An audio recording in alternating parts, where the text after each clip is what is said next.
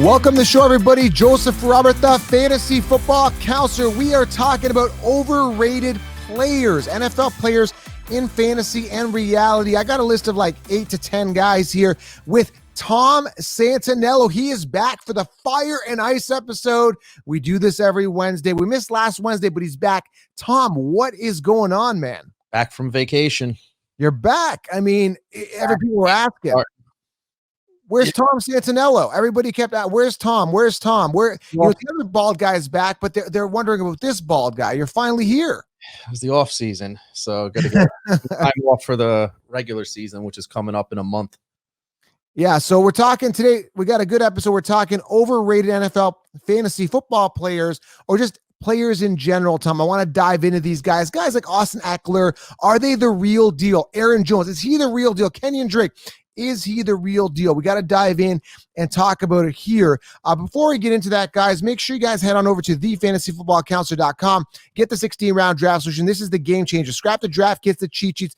Put that all out the window. I mean, who wants to get a draft kit? I'll get a first aid kit. I don't need a draft kit. This is a solution, guys. I give you guys all the optimal players to draft in each round, breakout sleepers, everything you need, Tom. 16-round draft solution. Also, leave your fantasy football questions below here in this video. I'll get to as many as I can. In the comments, leave them. I will honestly get back to as many as I can, and smash that thumbs up. It really means a lot to the channel, helps the channel. And finally, the last thing to do list here is follow Tom Santinello's podcast. He's linked it below. He talks about a lot of reality football stuff, a lot of stuff, inside information. He's going to eventually get some players on the show. He just launched the podcast not too long ago. Go support his podcast and YouTube channel. Just look up Tom Santinello, and you can find it. I'll link the iTunes link below. Tom, are you ready to go here with the overrated players? I'm ready. I'm going to pull it up, man. Don't waste any time. First guy we're going to talk about here is Odell Beckham Jr. Now, I look at him from a fantasy perspective. You can give the reality spin. Done nothing really for fantasy. This guy was being drafted in the first round 3 years in a row.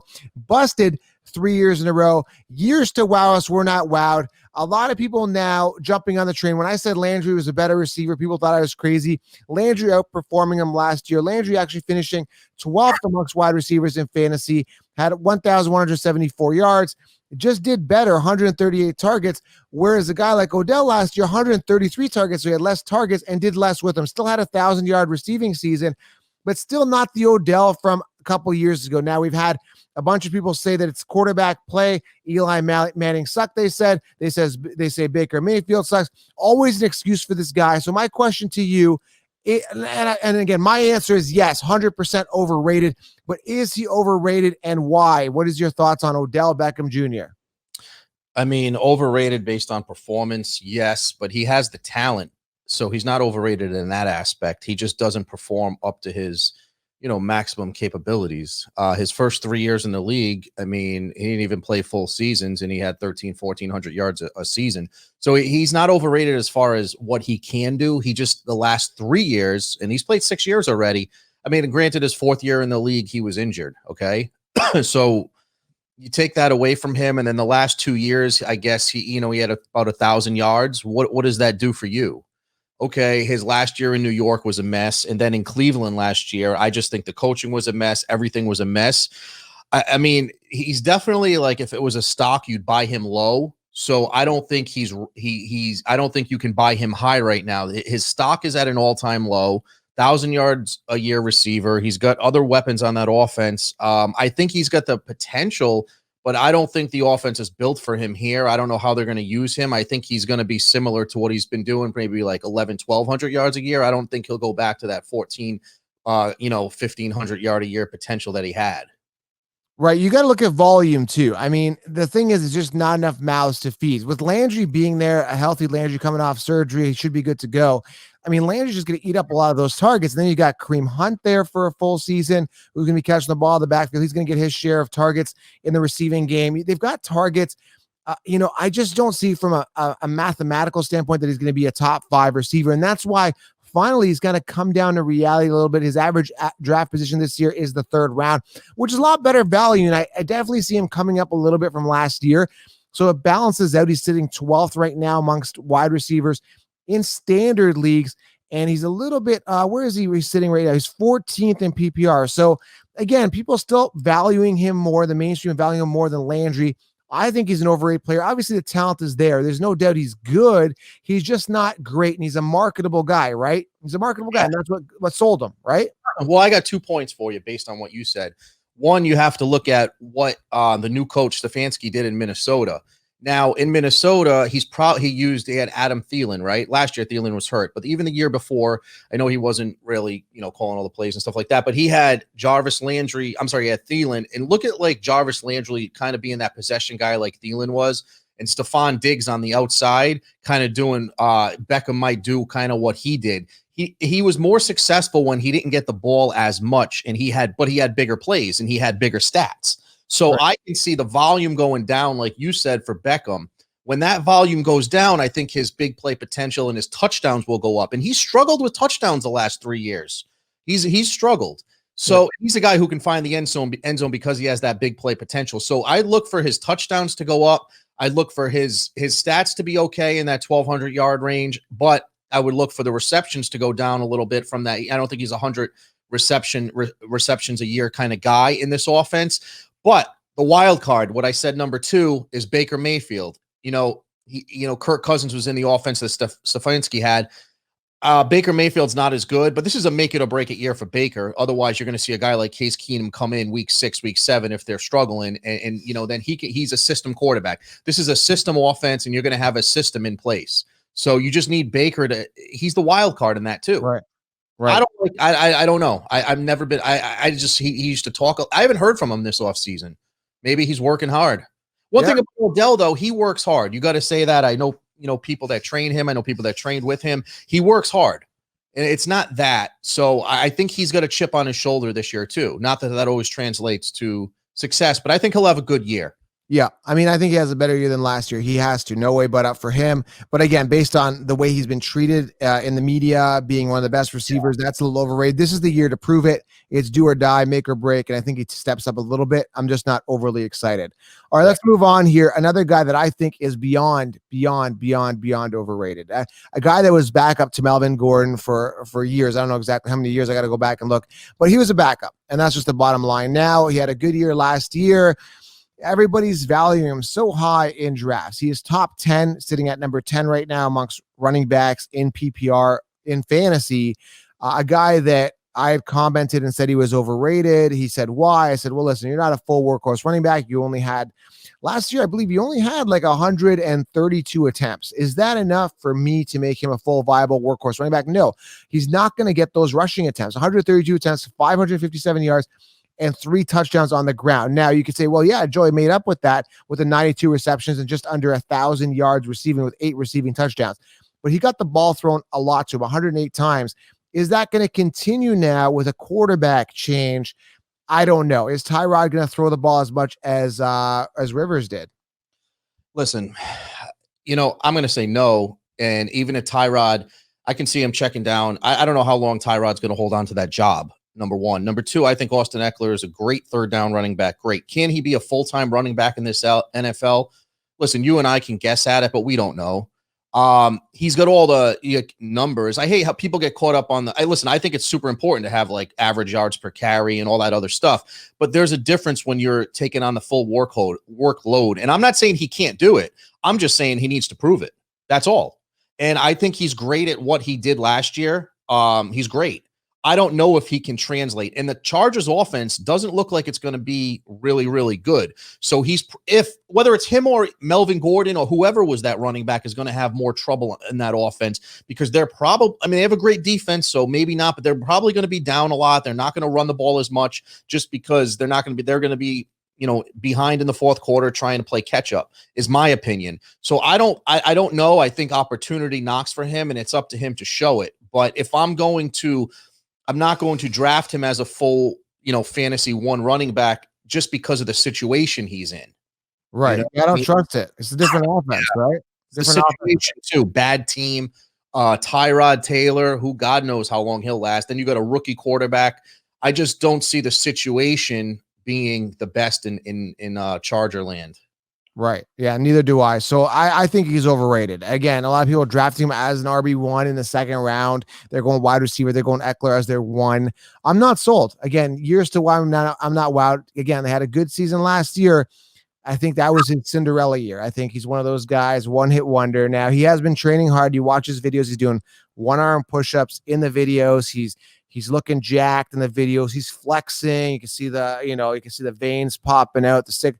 I'm not sold. It's going to take more than looking pretty and looking good to dominate. He's So a small school guy. Sorry to cut you off. He's a small school guy. Was never like, USC, Ohio. He came out of I don't know what division, Western State, I think, which is in Colorado. So he never really had his opportunity to shine. I think he was an undrafted guy, I believe, coming into the league. So the one thing that I will say, hey, if he can take advantage of his opportunity, I'll be rooting for him.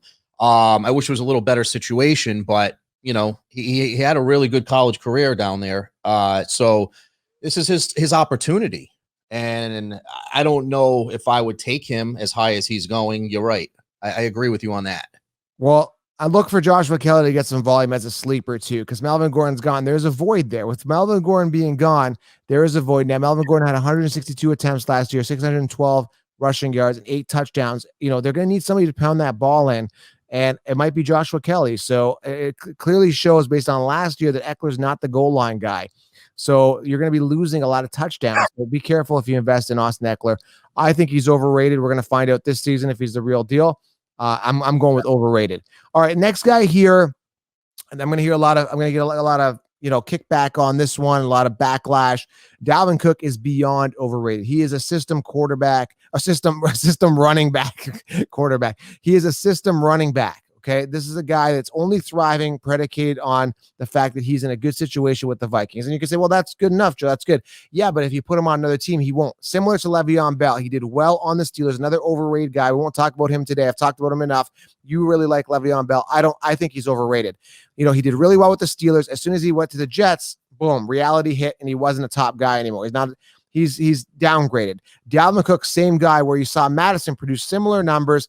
If you had projected out the 100 attempts that Madison had to the 250 attempts Cook had, Madison would have had a similar season to Dalvin Cook.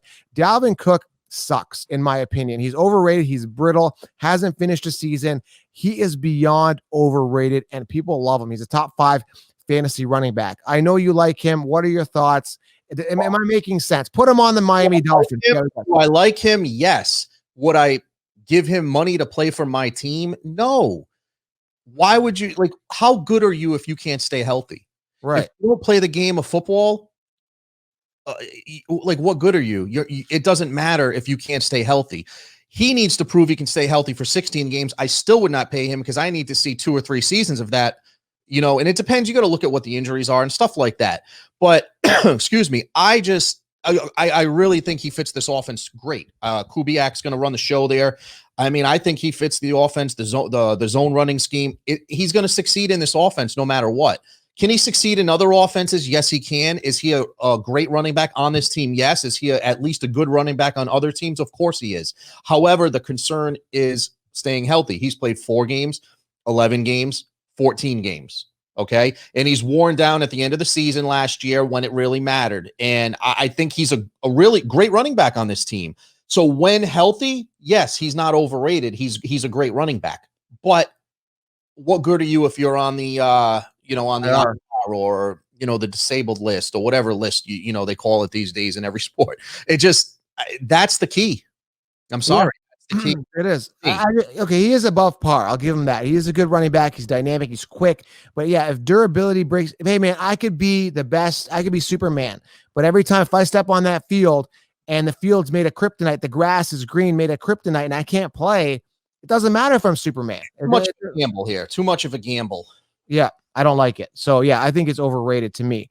All right, let's move on here. Let's go to Aaron Jones. Now, I didn't have this guy on my list, but when we talked before the show, you got to add Aaron Jones. Another guy that, again, every guy here I think is overrated, except for one guy that you asked me to put on. We'll get to in a second.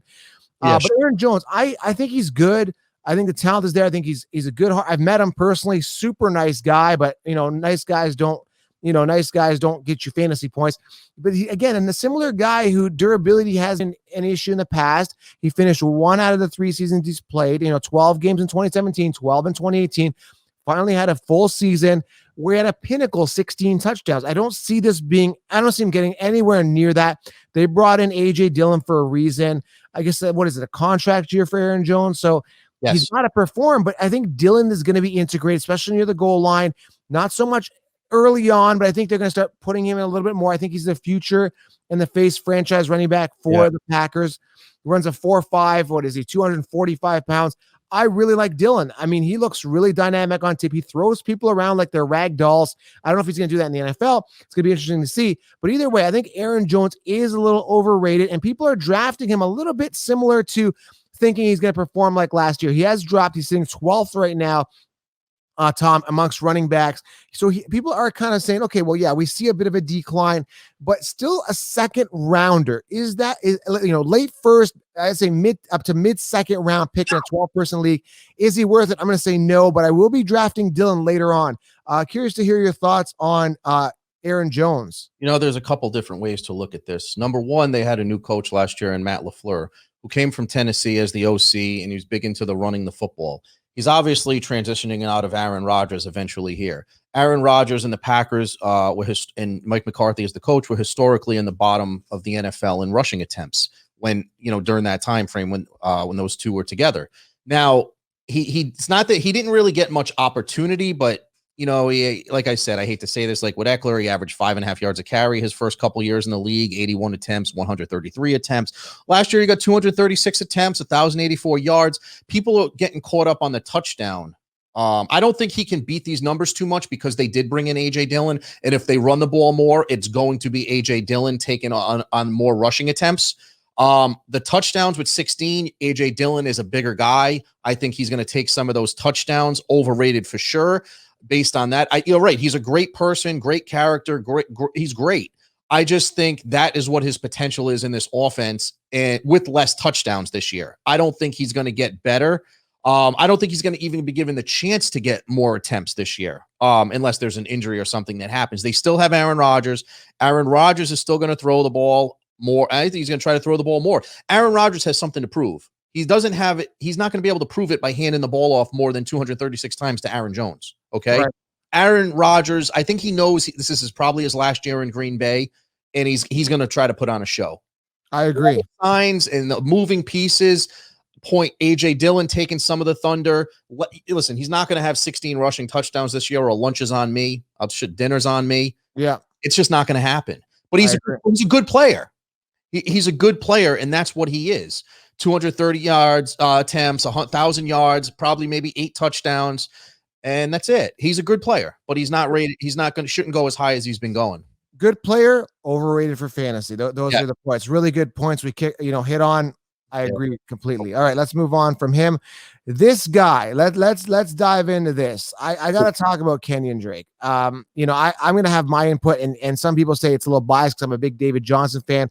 I really genuinely feel David Johnson got screwed. Kingsbury screwed him royally. Now, if you guys watch WWE, you remember the Montreal screw job. Do you remember that where Bret Hart lost to Shawn Michaels, got pissed at Vince McMahon? You don't? Okay, so you're not a big wrestling guy, but it's called the Montreal screw job, where Bret was supposed to win this match and then he got pinned or lost to Shawn Michaels. What I'm trying to make here is Kingsbury is the McMahon of that situation. He screwed David Johnson. David Johnson was slated as a starter. I know he had a little bit of nagging back injury or whatever was bothering, but David Johnson that week said he was good to go. I think it was I can't remember, week 6, 7, or 8. One of those weeks came out for like one play, had 1 fantasy point, and then I smashed his rookie card, a signed rookie card, 10 out of 10.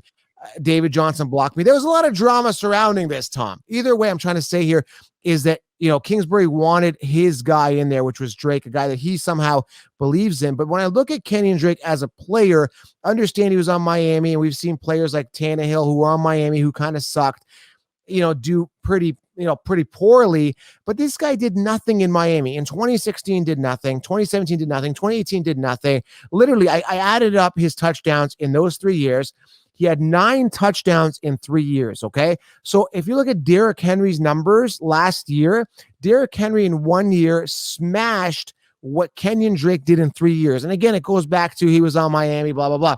But if you're that good of a player, you would have shined, okay? And you and I kind of agree on that. I know your thought process on that. And then one more thing here. When I look at the games, he had 3 good games. Week 9, he had a good game, okay, 110 yards. He did well. And then he had a good game in week 15 and week 16. He had an inflated game in week 15 versus Cleveland where he had 4 touchdowns. So when you look at his numbers as a whole and you look at the finish, you're like, I'm all excited about Drake. They brought in Eno Benjamin, 7th round, Arizona State. The guy looks like he's a violent runner, got a phenomenal spin move, nose for the end zone, looks like a young talent, homeboy, hometown hero, hometown boy, whatever you want to call it. He's a guy they like. He's a hometown guy. So when you look at, Benjamin, I love him. I think he looks great. Will he get integrated? Will he be the Philip Lindsay of the Cardinals? Probably not. Who knows? But I think that, with him and Chase Edmonds, I think Drake's got some competition. They're going to be lining up 4 wide. There's going to be a ton of targets. Hopkins is ranked top 5 amongst wide receivers, slated that he's going to get a ton of volume. Will Kenyon Drake catch a lot of balls? I'm not sold on Kenyon Drake being elite, but on the same token, I definitely see a ceiling based on the end of the season. I'm torn on this one. I'm going to lean towards, I'm not, the juice isn't worth the, what's the saying? The juice ain't worth the squeeze or whatever it's called. It's not worth the squeeze for me, especially as a 2nd round pick. I'm really curious to hear your thoughts from a reality perspective. Is he an overrated player? There's a few things to look at in this situation too, similar to the other couple running backs, opportunity, production, but then people get caught up in looking at kind of like they did with Eckler and the other guys, and he didn't even have as good, yards per carry. He was 4.5, 4.8, 5.4, but he didn't have, like Aaron Jones, he didn't have his opportunity the first 3 years to really be that full that workhorse back. Or Kenyon Drake. Did you say Aaron Jones? I think you said Aaron Jones. Oh, like Aaron Jones and like okay. So he's in a similar situation to those guys. But like I say all the time, if you're good enough, they'll put you on the field 9 times out of 10. There's an exception to every rule. There's always a guy who slips through the crack. You draft Melvin Gordon in the 1st round. Maybe Eckler was better in practice, but you're giving Gordon the shot because he's the 1st round pick. Okay. And then you have some executives that don't know what they're doing in the NFL, and they just don't see it, or the coaches call the shots more. So there's moving pieces in that I'm not going to talk about, but he didn't perform great in Miami. He was given many opportunities. He had 3.5 years in Miami, was healthy. Last year, he played a half a season in Miami, or a little less, I believe, then went to Arizona. The problems I see from him, he was never that great. I think he can be 1,000 yards a year type of guy, like an Aaron Jones. I don't think he's great. I think Kenyon Drake is, I think Cliff Klingsberry, I think he was lost the first half of last season. He was bringing in his college offense, which the positive note is he tried to change it towards the end of the season and run the ball more. And that's when you had better results from Kenyon Drake a little bit. Also, Kyla Murray was a rookie quarterback. He held onto the ball way too much, which kind of hurt, I think, Drake in the receiving game. He should have done some more checkdowns to him. And just in general, Kyla Murray didn't have as great of a season as people thought because of stuff on the film. But I think he's going to be like in that guy, full-time job, 1,000-yard a year, like a Lamar Miller type of guy, a Carlos Hyde, kind of those kind of guys that will never wow you, but he can be that 1,000-yard a season type of guy, but he's overrated for sure. Yeah, he's number 9 right now in the rankings. And I think a lot of people are doing that thinking, I don't know what they're thinking, man. It's Arizona. Like everyone thinks. I got a question for you. Is Arizona the Browns of last year? The hype? I think they're more of the Browns of last year than the Ravens of last year. A lot of people, like kind of what you said, take that a step further. They're trying to say Kyla Murray's Lamar Jackson, the Cardinals are the Ravens. First of all, they have the worst defense in the NFL. Bottom 2 or 3, them in Carolina. Yeah. So they're not the Ravens, but a lot of people are penning Kyla Murray to be the next Lamar Jackson. Okay. Now they're far from the same player. Kyla Murray has a chance to be more of a Russell Wilson, but I think he made a lot of mistakes last year, held onto the ball a lot. He's a good player. I don't know what he's going to be. So I think they're closer to Cleveland 100% than they are to the Ravens. Okay. And when it comes down to it, I don't think they have a good football coach. And a lot of people in the business don't think so. He got that job not deserving it. Will he prove us wrong? Maybe. But he even came out and said it in some interviews. Like, he didn't say he didn't understand the NFL game, but he put the wrong offense in at times earlier in the season, and he's trying to adjust. but his offense is a college spread offense. How is he's going to come in and adjust to an NFL offense? I don't know. I mean, I think that's a huge risk. High risk, low reward. I'm out. Okay, good enough, man. I like that. Can you just elaborate? Because I'm not a Kingsbury fan. Again, the screw job to David Johnson. Can you elaborate a little bit more why you don't think Kingsbury is a coach, aside from him wanting to spread four wide in a college type scheme to an NFL translation? What other reasons can you justify? Because I don't study coaches as much as probably you do. Give me one more reason why you don't like Kingsbury. Could you say? He's never won in college. What has he ever done? That's a good enough reason. You get paid to win football games, not to just put yards. Not like even Jay Cutler in college. He was a loser, but he would get, he would throw the ball, air it out, kind of like the old days. Jeff George. You get paid to win football games. Okay, and it's a guy who is like that young college coach, good looking guy in the fancy house. Like people get caught up in the flash, they overlook the substance. Boom, you have Cliff Klingsberry. Fair enough. I see it. I don't like the guy personally. Like I don't like what he did last year. And again, I'm a little biased because I'm a little fantasy head. I don't like what he did, man. Okay, so let's move on here. But we're supposed to keep this guy to the end, but let's just jump to him right now. Kyla Murray, since we're talking about the Cardinals. Now, again, I agree. He's not going to be Lamar Jackson. I don't see it at all. He is a little overrated, but I see the upside. I see the talent. He's got some talent around him. I see a lot of rushing yards. I see some rushing touchdowns. I believe he had 4 rushing touchdowns last year. But you made a good point, and I was talking about it. We pre-recorded the top 10 running back show with me and Tim, the bald guy, and we were talking about the difference between him and Minshew, and it is a bit of a big difference. It is a significant factor in regards to fantasy points between Minshew and Kyler is around 4 rushing touchdowns and some rushing yards. I mean, Minshew could do well as well, man. He's completely underrated, whereas Kyler, everyone's comparing him to Lamar. He's not as good as Lamar. I don't think the offense is as good as Lamar. Lamar is special talent. Kyler's great too, but man, I don't know. I think he's a poor man's, and you can quote me on this, and I don't care what people say. I think Kyler Murray's a poor man's Russell Wilson, period. Yeah, well, not even that good. I don't think he's that good. Remember, I just told you they changed the offense as the season got on. If you look at the last 8 games compared to the first 8 games, he had 1 300-yard, I think 2 300-yard games. No, 1 at the end, I believe, 1 or 2. He was just throwing the ball a lot more in the beginning, and I think part of that was he knew Kyla Murray couldn't lead this offense, and he wasn't ready. Can he do it in the future? Maybe. But I think you saw them running the ball a little bit more and changing the offense, and you saw a less productive Kyla Murray the second half of the season. I mean, that's just what the numbers show.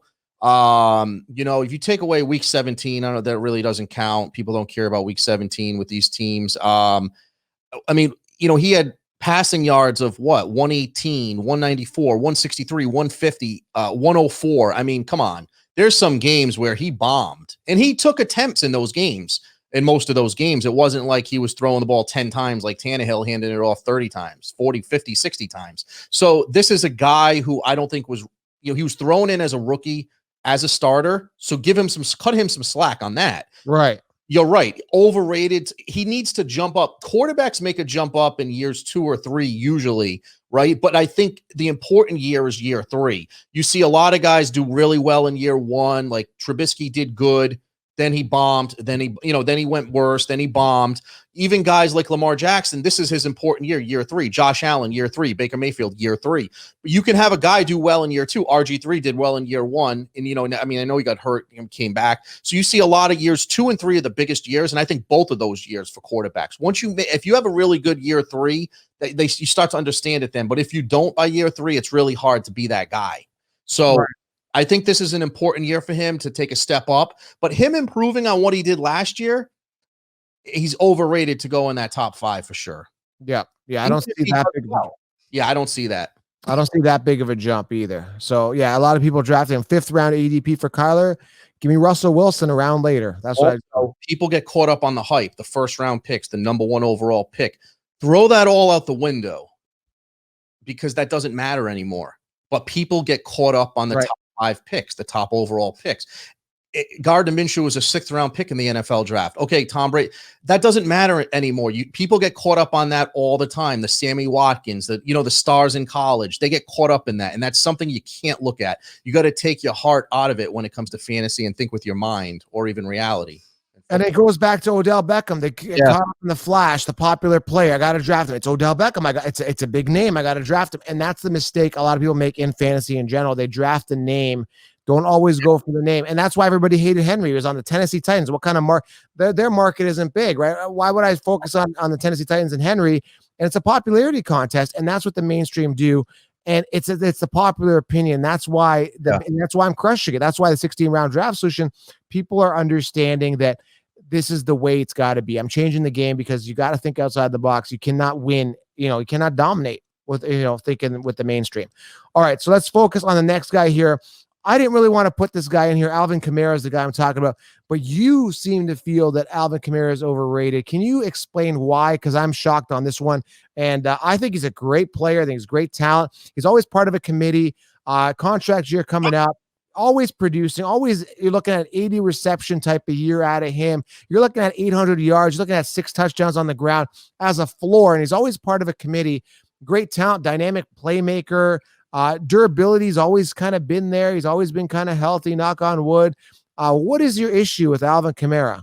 Well, for starters, I think he's a great player. I just think he's overrated based on where he's getting drafted in the fantasy world. Okay. I think Alvin Kamara's last year was his year to shine, and he blew it. Here's your opportunity. It's like you're the opening act, all going on tour, and all of a sudden you're given the keys to the castle, perform, and he bombed. Okay, I don't like when guys bomb when they're given the keys to the kingdom. Right. I don't like it. I'm sorry, and I don't think he's a full what's the difference with him and Eckler? Okay, what is the difference with them two? You don't like Eckler, but you like Kamara. Eckler's finally getting his shot to be the man. Alvin Kamara rode on the heels of Mark Ingram in that 1-2 punch. I think for Kamara to be really great, he needs to have that 1-2 punch. He's not a guy. He's a guy that gets touches. 25 touches a game is fine. 15 rushes a game, and maybe 10 targets a game, 7 receptions, whatever you want to call it. But he's the type of guy that needs to get those attempts. I don't think he's a 25 carry it, a game type of guy. That's a guy like Le'Veon Bell when he was in Pittsburgh. He can do it all. This guy isn't on that level. And he's not a full-time workhorse running back. He didn't even have a 100-yard game last year. You know, he's not that type of guy. You kind of sold me here. Now, listen, I dance around Kamara in drafts because, again, I always, me, everyone that listens to my stuff knows I like the workhorse running back. I'd rather have a Josh Jacobs, who I think is going to get more volume, more rushing attempts than a Kamara. And based on ADP, I agree. He is a little overrated. But again, the thing that I like about him is he always finished top 10. And he had a bit of a down year last year. He finished 9th last year in PPR. So he can only go up from last year, in my opinion, if he stays healthy. So, I definitely, right now he's sitting at 3rd. Is that overrated? Yes, because I see Derrick Henry. I see Miles Sanders could even finish ahead of him. Todd Gurley could finish. Josh Jacobs. So, yes, from a fantasy perspective, he's overrated. But I was thinking more, in this case, reality, I don't think he's overrated, but I think fantasy a little bit. He's a good weapon to the team, but you get caught up in people looking at stats that don't matter as much. You'll see 13 attempts, 97 yards. He averaged 7.5 yards a game, 11 for 80, 7.3. Then you're going to get people like, oh, why don't you give him the ball more? Okay, give him the ball another 10 times, and he'll probably have 100 yards. He's the type of guy that's going to break it away, get some big plays. He's not the type of guy to grind it out and take 20 carries a game. Now, he's the type of guy that can get that 10, 13 carries a game, and then you give him the plays in the backfield, breaks a screen. He's good, but he's also on New Orleans, who loves to throw the ball with Drew Brees. Let's keep that in mind. So his fit isn't the best either to be a full-time workhorse running back. I like Eckler's chances of being a full-time workhorse better than him. I agree because at least there's uncertainty and the fact that he could do it. And with Kamara, which is what you get. He's a 1-2 punch. So you're getting a little safer numbers with Kamara. With Eckler, there's a chance he could bust, but there's also an upside of he could be a workhorse. I agree 100%. Kamara can be a super talent top. He can finish in the top 5 if he busts out in the receiving game and he has big plays this year. But as far as I don't think he will. But keep in mind the contract year. I mean, look who's in a contract year. You got Todd Gurley's in another contract year. You got Leonard Fournette. You got Dalvin Cook.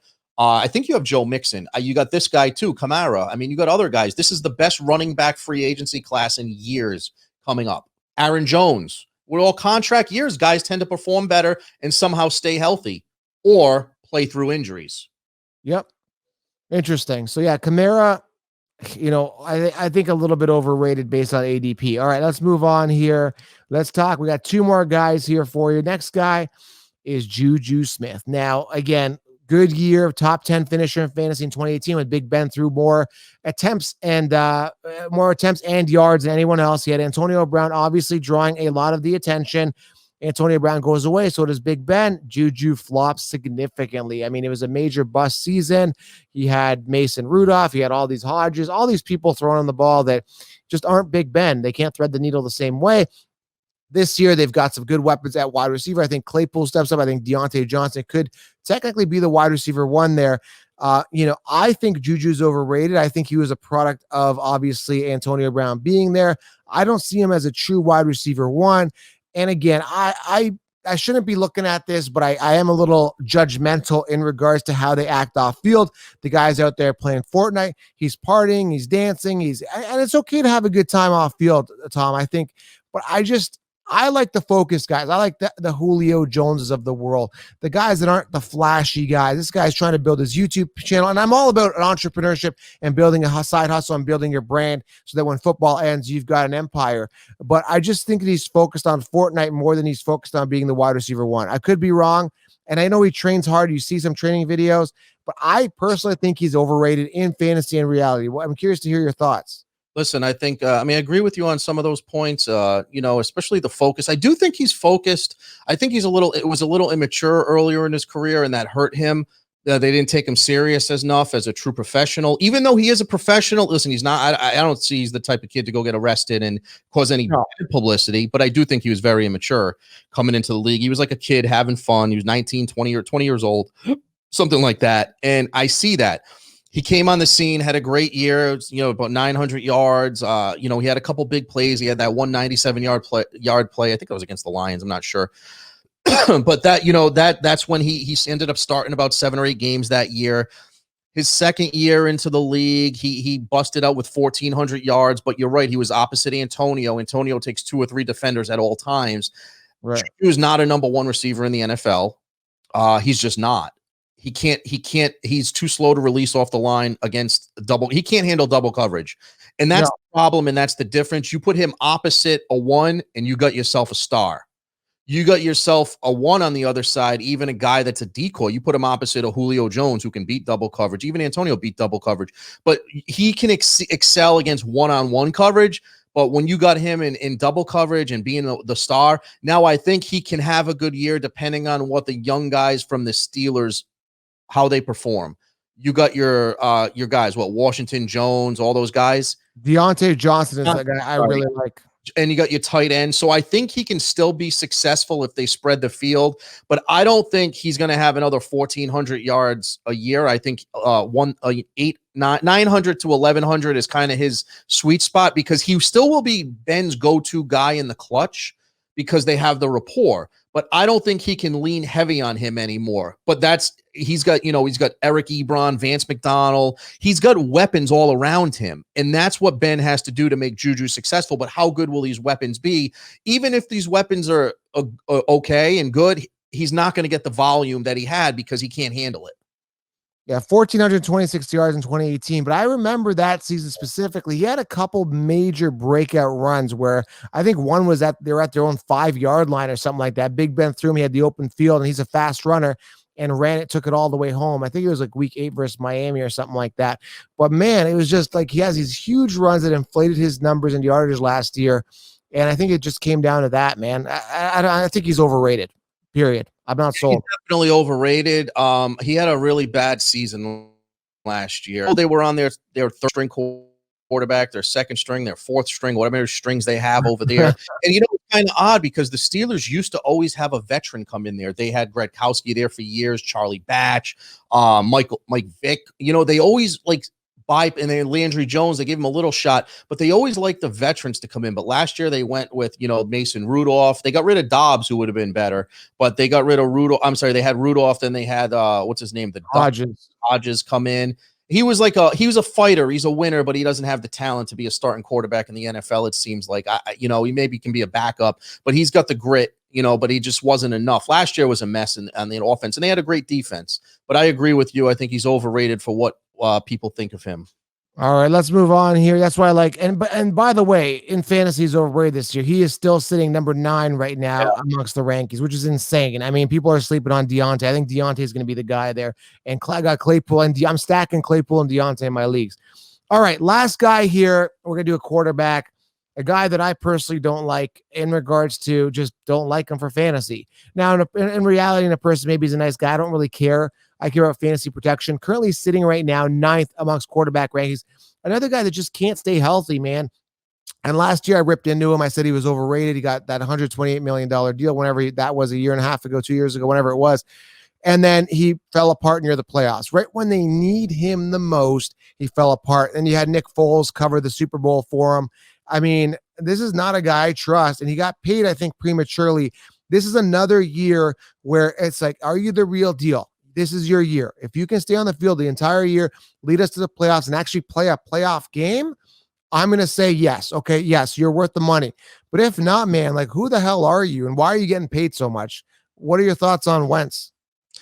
He came out his first year. He reminded me, I don't want to say like Brett Favre, but he would just throw the ball around, sling it, and he made a lot of interceptions. And I wasn't too high on him. But the second year he came in, I think they won I don't know if he won 11, 12, 13 games, whatever. But he improved. He didn't make those bad throws.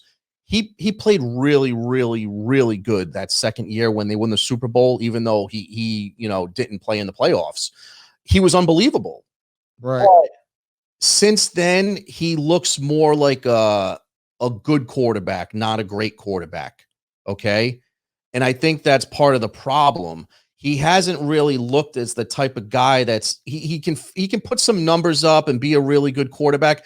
But I think you have to look at some other things from last year. They didn't really have any wide receivers. They never really had any great wide receivers either.